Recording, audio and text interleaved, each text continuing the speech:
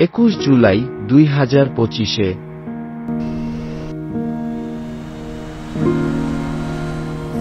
বাংলাদেশ বিমান বাহিনীর একটি F-7 BGI সোভিয়েত যুগের মিগ-21 থেকে তৈরি একটি সুপারসনিক প্রশিক্ষক ঢাকা সেনানিবাস থেকে একটি নিয়মিত প্রশিক্ষণ মিশনের জন্য যাত্রা শুরু করে।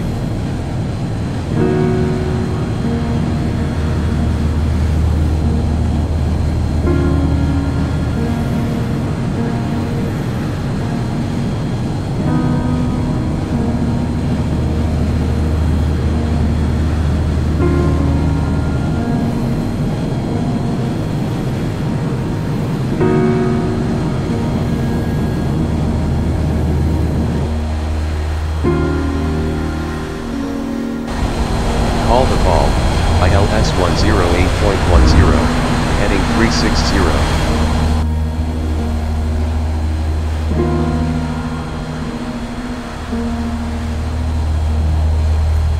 Wave off.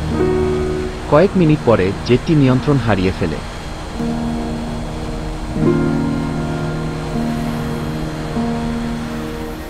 প্রত্যক্ষদর্শীরা মনে করেন বিমানটি যখন মাইলস্টোন স্কুল অ্যান্ড কলেজ ক্যাম্পাসে সরাসরি বিধ্বস্ত হয় তখন একটি তীব্র চিৎকার, হঠাৎ ডুব এবং তারপর একটি বধির বিস্ফোরণ ঘটে।